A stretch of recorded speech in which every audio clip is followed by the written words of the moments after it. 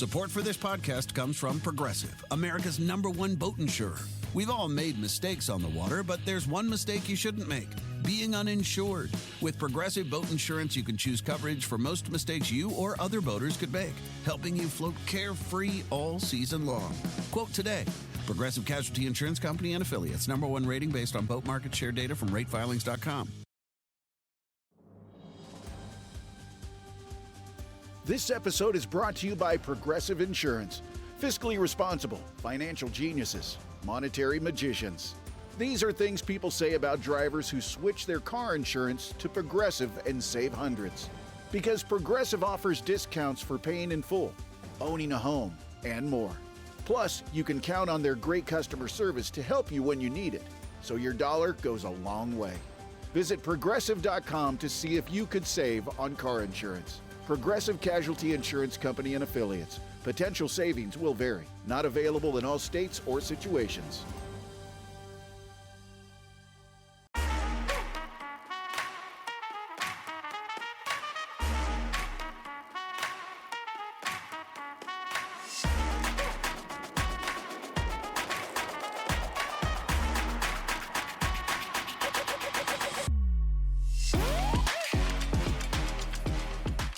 Hello, everybody, and welcome to another episode of Attack the Baseline, a WNBA podcast where every episode we attack our baseline knowledge of the WNBA.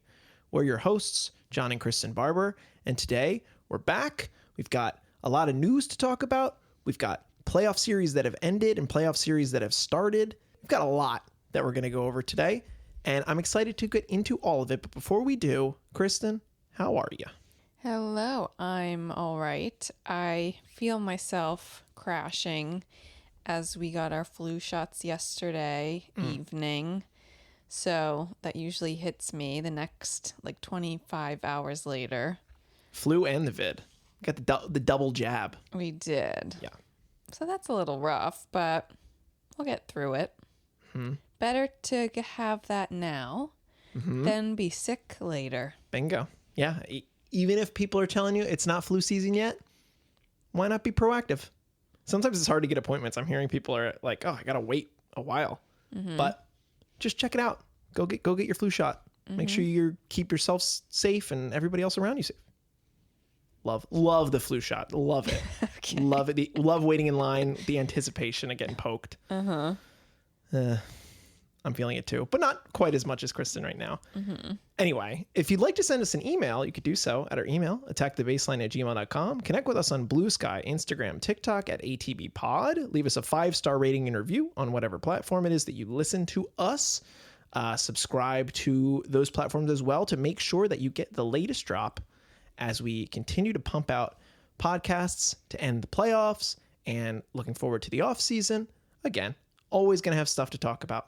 So let's get into today's topics, starting at the top with the most applicable news of the day.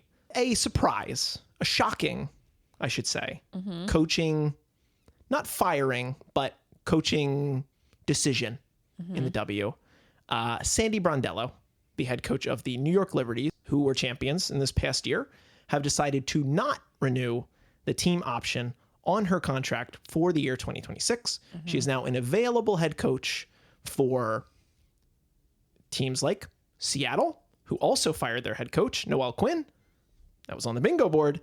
And the new expansion teams, Toronto and Portland. So let's start with Sandy, and then we'll talk about Noel as well. Crazy day. Yeah, definitely crazy. Even crazier because in a press conference, a reporter asked Stewie and Sabrina, how would you feel if Sandy was fired? And they were like, WTF? Literally, WTF. Like shock face, like, what do you mean? We love Sandy. She has our back. We have her back. And then here we are. Sure enough. So I can't imagine what the team is feeling like. I know. Because the team clearly loved her.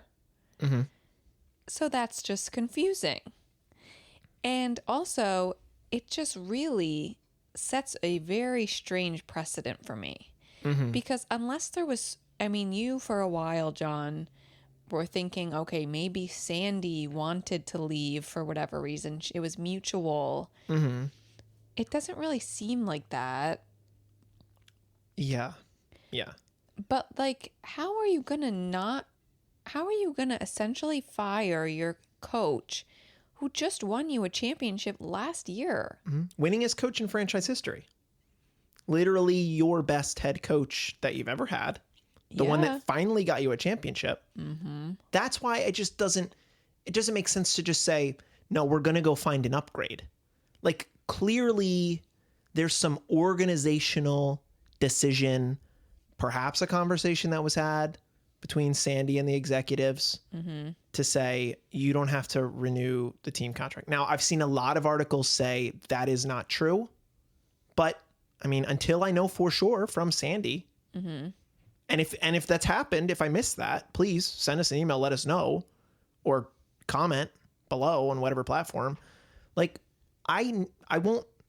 It doesn't make sense. There are no available coaches that will upgrade New York, like, in my opinion. Unless you're trying to get like Dawn Staley up in here, Right? Like a really hot, like Gino Auriemma. Yeah, and like I don't think either of them are interested. Mm-hmm. So it's just weird, right? Like, you're still in. It's not like you're losing all your players and you're trying to rebuild all of a sudden. It's not like your players are retiring or old. Like, you're still going to be, hopefully, in the same mindset next year of trying to win. Right. You have some level of control. And I mean, not really negotiating control, because most of these stars on your roster are unrestricted free agents, but there are 123 free agents in next year's class. And then you're going to have rookies and you're going to have all that stuff. And you're just going to tell me that New York is going to decide to like develop, like take a step back and try to retool. Like, we've talked about how we don't necessarily expect Stewie and Sabrina and Jonquel and Tosh to all be on the same team next year in New York. I think that would be surprising. This felt like let's run it back plus Tosh. Injuries happened. A lot of injuries that made it difficult, which is also like a reason to, give Sandy a little slack. Right. This was not her fault, all these injuries. Yet. I mean, I've seen people like kind of criticize her in a sense of, because there were injuries, she should have played differently. Okay. But like, what do you mean? I don't know. Like, they won with this squad last year. Stewie's not going to say, yeah, I'll sit. So that's hard. Like, yeah, I think give her some slack.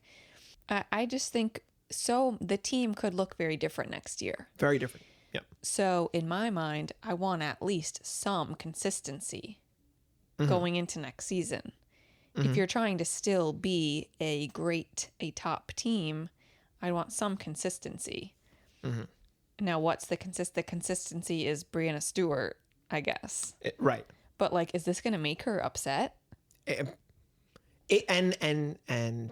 friend of the pod, Katie, brought up to us that there's no way this happens without getting signed off by Stewie and Sab. Well, which that's crazy. I would expect. I would agree. Literally 3 days ago, they said, huh? No. Right. So you're telling me that like an executive had a closed door discussion with the two of them and said, is it okay if we don't renew this contract? I mean, I didn't necessarily see any player reaction today. No, I didn't. Like the same way that we saw when Teaspoon was fired. Yeah. From Chicago, where it was just like all the players saying, are you kidding? Now, Teresa Weatherspoon, a name that has come up today, the former New York Liberty star who did not, was not coaching this past season, coached in Unrivaled, will likely be coaching in Unrivaled again, unless perhaps she gets a job in New York. But, maybe.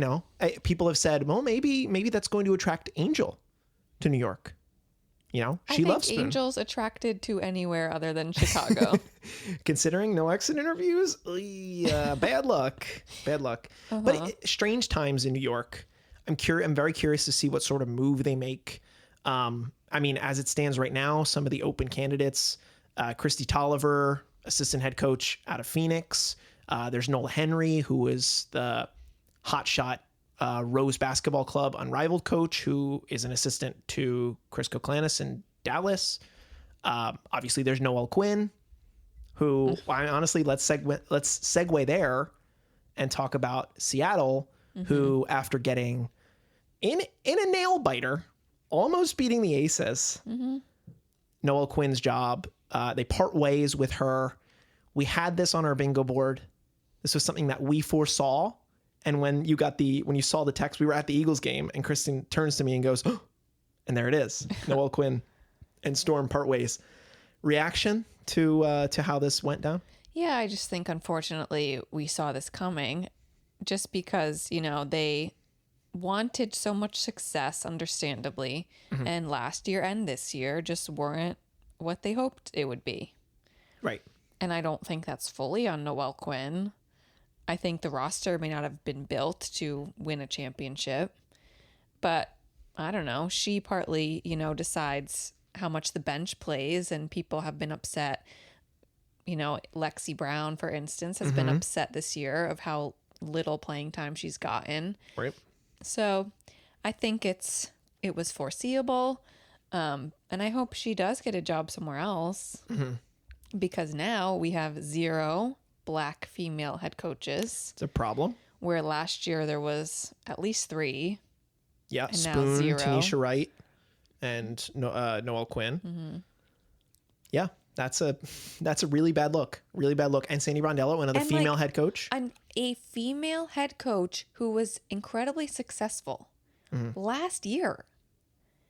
That's how tight your leash is on women? Right. I don't know. Right. Like, if they hire a man, I'll kind of be furious. Well, and that's why I'm glad that the names that I'm hearing are Christy Tolliver, Noel Henry. Like, these are other Black women, which is good. Because that's what the audience wants it to be. Right. Who knows if that's what the executives want it to be. Well, right now, with 4 teams left in the playoffs, we have 3 female head coaches. 1 Nate Tibbetts, and then Becky, Cheryl, and Stephanie White. So yeah, that's good. Yeah, I mean, that's good. That's good. Especially the likelihood that a female head coach wins a championship. I think, to briefly go back to the Sandy Brondello of it all, Cheryl Reeve, who, is at the top of this league as far as coaching is concerned, did speak very fondly about Sandy and saying, this is an opportunity for Seattle, for Toronto, for Portland, which is also the case with Noel Quinn. It's weird to me that, like, both Sandy and Noel were multi-year experienced coaches at their respective cities. And now to think them going to an expansion team is kind of crazy to me when they have all this experience. But meanwhile, on the other side of the coin, we know that the jobs of Chris Koklanis in Dallas and Tyler Marsh in Chicago will not be changing, as both teams have decided that they will be retaining their coaching staffs for 2026. Yeah. This was pretty shocking as well, given everything that happened. I don't think this is as shocking. No. I mean, both of those teams were not good. Right. Both of those teams had very low expectations to begin with. I don't know. I would challenge that. Chicago didn't necessarily have low expectations. Dallas. I mean, as soon as Sloot goes down for the year, I think your expectations kind of plummeted. Sure. So I think it makes sense. Okay, if your goal is we're going to try to get the team to be better, we're going to try to attract free agents, you keep on the coach to, like, give them, another chance with a better team. I think that's fine. Like, I just say it's not shocking because the two of them didn't really have a chance to underperform because the expectations were just low. Sure.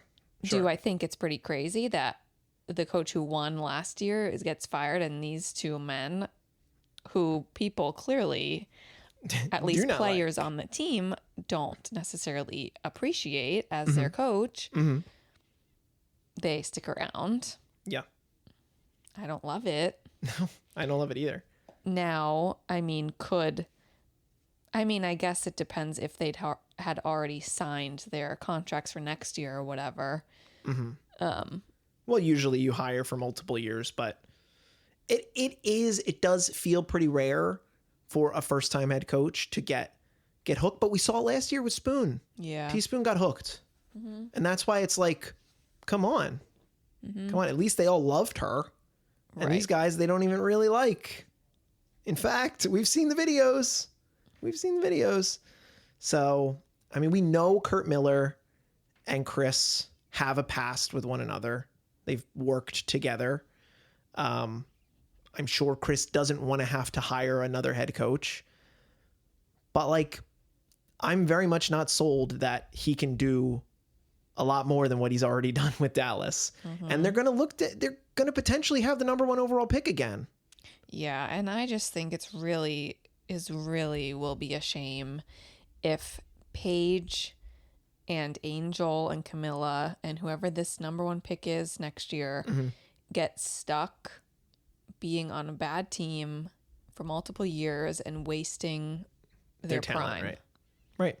And that's, well, they're not anywhere close to their prime in theory. Of course, primes can be a different time. 24. I mean, I think your prime's going to be like 29. Like it would be your next contract most of the time. Sure, you could have an early prime. But yeah, no, wasting any amount of time for them is annoying. It's really annoying. So at the very least, they should be prepared to fire these head coaches mid-season if trends continue with how they were at the end of the year. And at most, you're getting rid of them year 2 if they don't show significant growth. Significant growth. I think that's important for both of them.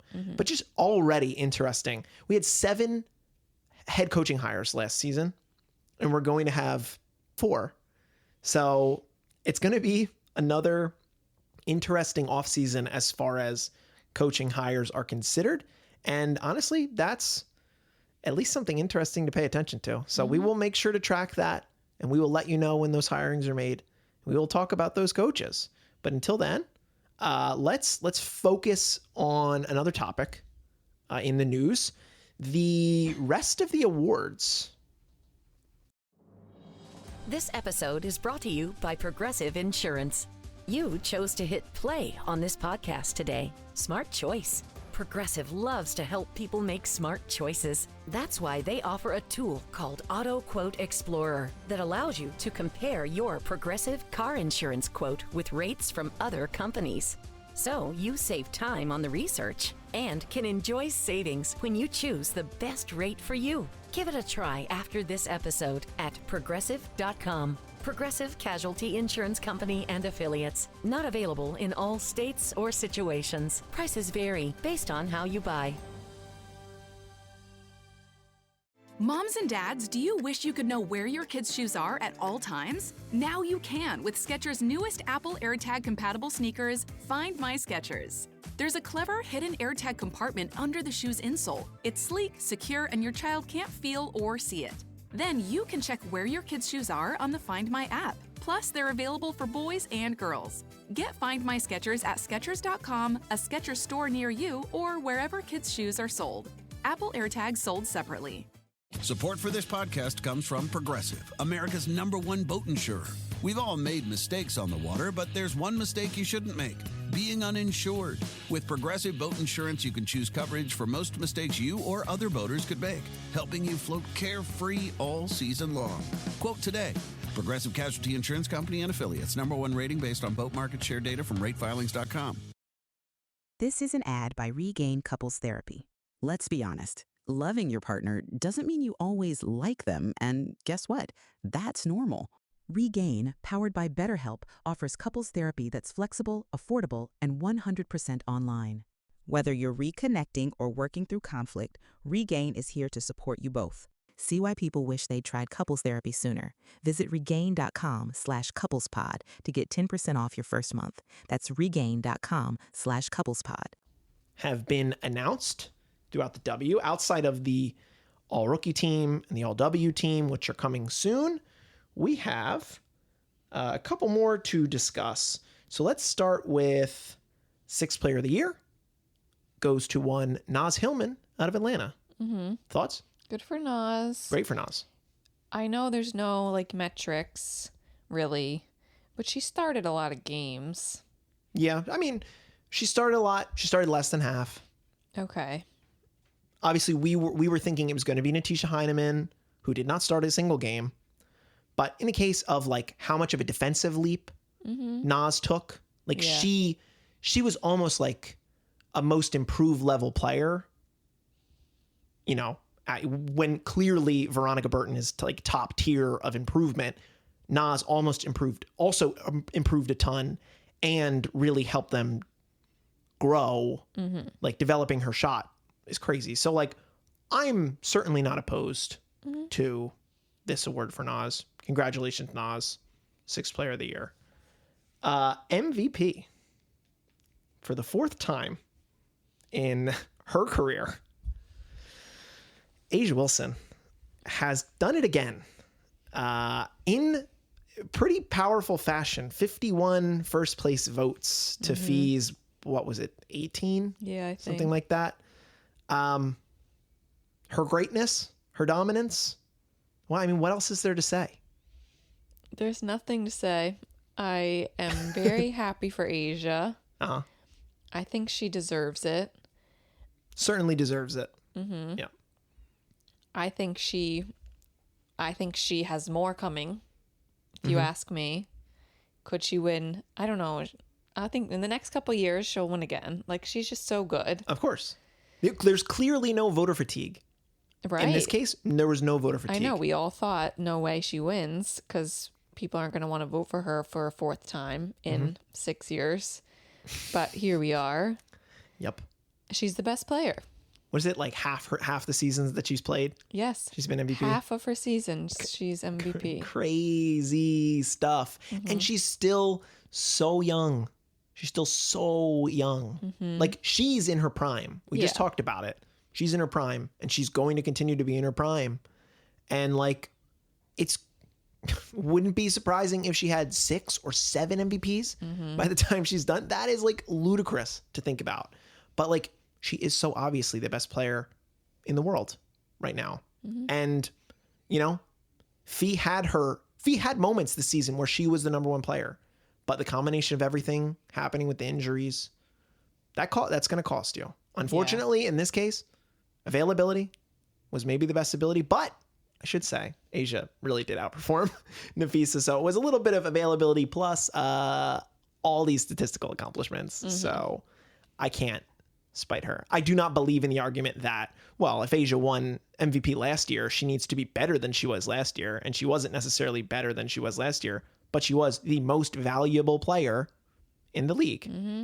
If the Aces don't have that 17-game winning streak... Oh, they're not even in the playoffs. Where the heck are they? A'ja. Where the heck are they? And we're going to talk about that later because they're in an interesting battle with Indiana.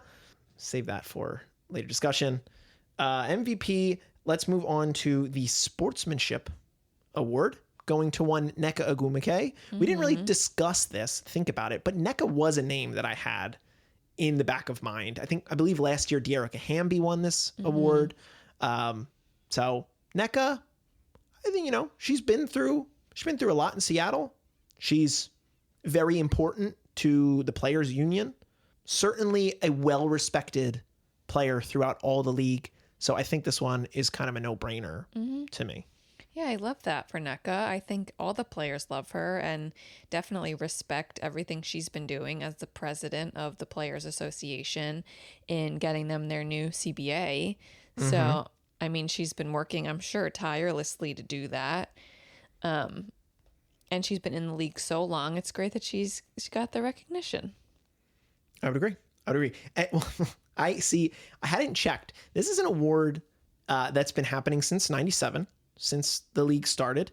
With this award, Nneka now becomes the all-time leader in Kim Parrott awards received with 4. Can you think about who she overtook with her 4th award this year? Who also has 3? Because there are 2 players. So I'll let you take a guess or two about who you think it might be. I don't know. Maya Moore. Not Maya Moore. Dawn has 2. I'll give you that one. Okay. Candace. Not Candace. Nope. Well, as you sit there thinking about it, I'll just tell you. Tamika Catchings has won thrice, and Sue Bird has won thrice. I just think that's interesting. NECA won 3 years in a row. Oh, wow. 2019, 2020, 2021. Aw. So NECA is very well liked in the league for sure. And this is a very fitting award. But it was pretty close. And I think the thing that was more interesting about this award received by NECA was the second place vote for Sanaya Rivers, getting 11 votes. Sanaya, a rookie, already so well respected throughout the league. I love that. She's been through a lot too this year with everything going on in her family. So I just think it's cool how she's already garnering so much respect throughout the league to be on this tier of, sportsmen. And not only is she such a good sportsman, she's also just a great player in general. So Sportsmanship Award, last award that was received today was the Executive of the Year. Honestly, I don't know a lot about him. I feel like I don't focus too much on the GMs around the league. One, Dan Padover from the Atlanta Dream.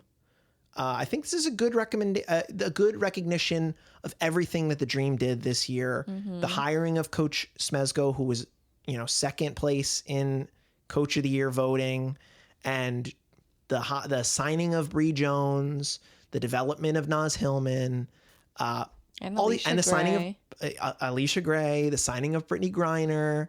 So, I always question, what is this really telling me? But for Atlanta, do you agree that this made sense? They did a lot, and it really propelled them. They were 8th last year. This year they were 3rd in the standing. So really jumped up. And I think, great decisions, very smart decisions. And I'm looking forward to next year what Atlanta does. I agree. Yeah, people were suggesting in the comments on Bluesky that the Valkyries would win this, the Valkyries GM. But, Nat got the credit for a coach, so I think it's fair to share the wealth here. Yeah. I don't think it needs to all go to the Valkyries. No, I'm glad it got split a little bit. Yeah.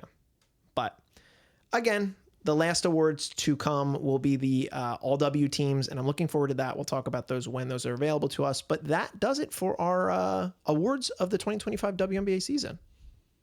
Okay, so before we talk about the ongoing conference finals matchups between the Aces and the Fever and the Mercury and the Lynx, why don't we wrap up where we were? Because last time we talked, we were midway through. There were 3 game 3s that we were preparing for. And certainly some surprises. Why don't we start at the top? Indy versus Atlanta. Indy taking care of business, even down to the wire when Atlanta was up by 5 and Indiana goes on a 7-0 run down the last minute and change to take the game, own it, and move on to the next round. What are you feeling about that? You cannot let up at all against the Fever. Nope. You cannot give them any space. And I think the Dream were just a little bit discouraged from their loss the day before, which was a very bad loss, game 2 in Indiana. Yeah. And they were really fighting, but I know that was a surprising game, I think. But I can see the heart and the drive that the Fever have that has made them get this far. Yeah. No. And we saw, fast forwarding, the Fever win in Las Vegas in game 1 of this series. So we will see. We very well, I think if Indy takes game 2 tonight against the Aces, I think they're going to win the series. Now, do I expect the Aces to tighten up? I do. But this Indiana team, like you said, you cannot give them a little bit because they're going to take a whole lot. And Kelsey Mitchell is, you know, we have A'ja Wilson. We talked about A'ja Wilson being the best player, you know, in the league. Kelsey Mitchell, they've said it on broadcast. She's the best guard right now in all the league, and by a mile. Like dropping 30 plus, just like being able to for sure get her shot. So good at creating her shot. I feel like I haven't like complimented her enough. She is such a dog. She's such a pro. Very good at like compartmentalizing, not dealing with the BS. She's locked. She's so locked in. So locked in. And that's why you can't give Indy anything, because Aaliyah Boston has been up and down all playoffs. But Kelsey Mitchell is a constant. She is the best player on the court every single night. And she means business. So like, all the credit that I deserve to give her before, earlier in the season, throughout the season, she deserves it now, because damn, she on a hot one. Yeah. So that continues to be an interesting series. Yeah. I'm bummed. I just want to say before, you know, to eulogize the Atlanta Dream, because I said I did want Atlanta. Jordan Canada, man. Jordan Canada was so good in game 3. So good. They got so much out of her. Yeah. And they were scoring so well. They set a WNBA record for points scored in the paint with 40 in the first half of that game. They were scoring with ease. And then, funny enough, the Mercury did it in game 1 against the Lynx. Same number, 40 points, scored in the paint, tied a record they set on the broadcast. And I'm like, you know, the record was like 3 days ago. But just like the Atlanta would have been good against Vegas. I think that would have been a really interesting series. I think this Indiana series is still good. But like, man, I just wanted to watch some of them play a little bit longer. Yeah, I hear you that it's impressive that they had so many points in the paint, but that was never the plan. No. They're not supposed to be doing that. Right. Smezko Ball is shooting threes. Right. And the threes were not falling. So I give them credit. I've been saying they need to switch it up, and they did, but it just wasn't enough. Yeah. Well, and you know, credit to Indiana. The biggest thing, they were so good at protecting the ball. Atlanta didn't have as many opportunities to force steals, force turnovers, get out and running, hit transition threes. That just wasn't, you know, wasn't happening the way we had seen it in, you know, previous games throughout the season. So long, Atlanta Dream, as you return to your off season, where there are a lot of major decisions, but fortunately for them, not a coaching decision that they need to make. And Indiana, we'll talk more about them going forward as they duel against the Las Vegas Aces. We can also say farewell to the Liberty. We've talked about it a little. Yeah, a game 3 loss against the Phoenix Mercury. I feel like the rhetoric was so much like, nobody was talking about the Mercury. Nobody was talking about the Mercury. Brother, I was talking about the Mercury. I was. I believed in them. I picked them to win this series. And come on, what can Alyssa Thomas do? And the craziest thing about that game 3 was that Breanna Stewart on a sprained MCL was playing like she did not have a sprained MCL. She was the best player on the court for New York, which I was very much not expecting after how she looked in game 2. And Phoenix got it done. Yeah.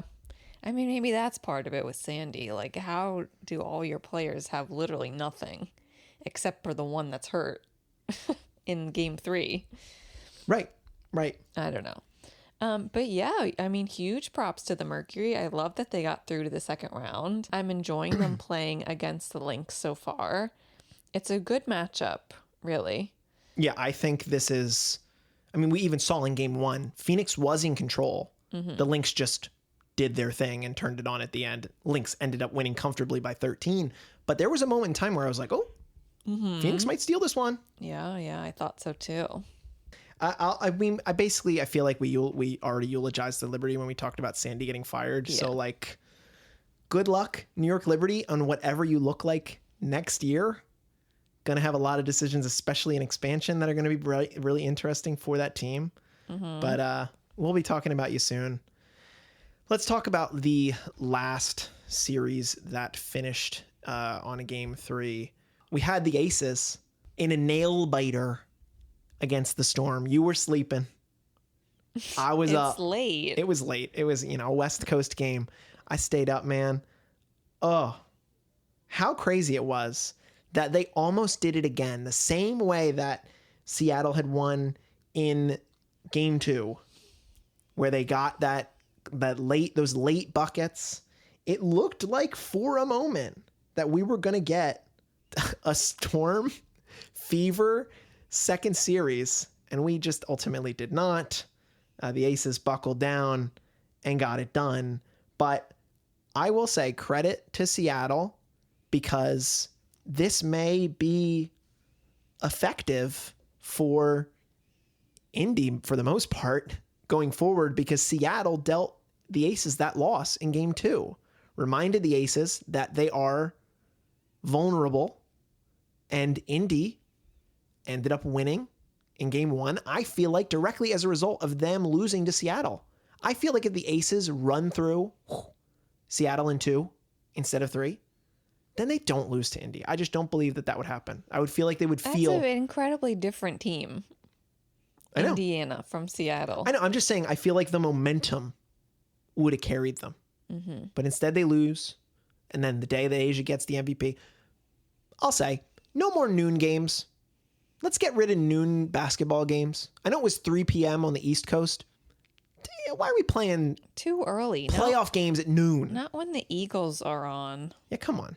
The Birds were on, and we were at the game. Yeah, so we had to watch it the next day. Yeah, it's just annoying. But it was only a 1-point margin for the Aces, yet they got it done down to the wire.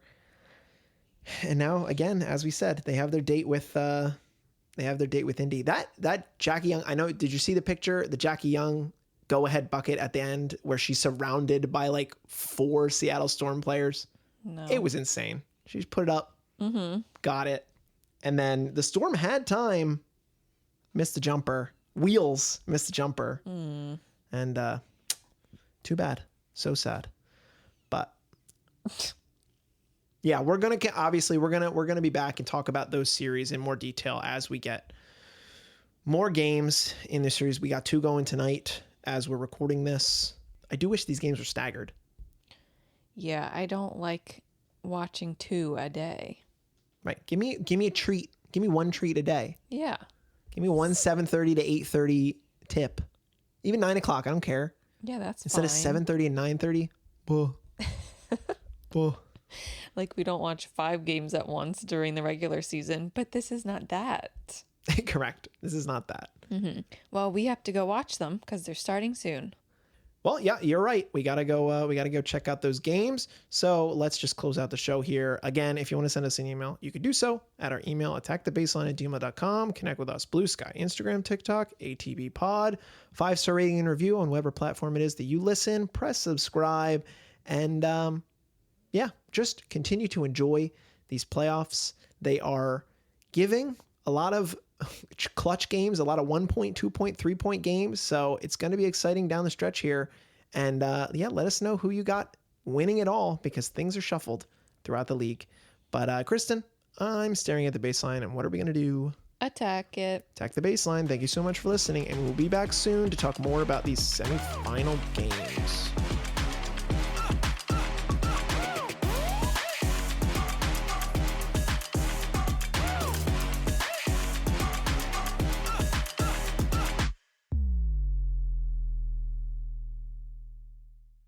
Support for this podcast comes from Progressive, America's #1 boat insurer.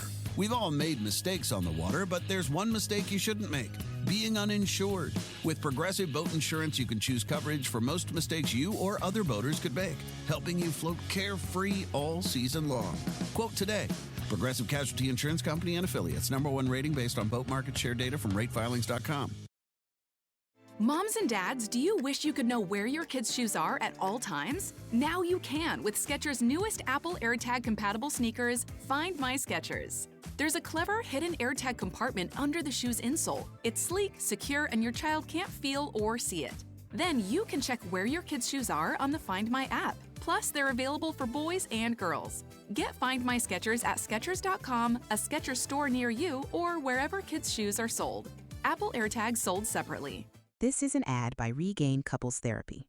Let's be honest. Loving your partner doesn't mean you always like them, and guess what? That's normal. Regain, powered by BetterHelp, offers couples therapy that's flexible, affordable, and 100% online. Whether you're reconnecting or working through conflict, Regain is here to support you both.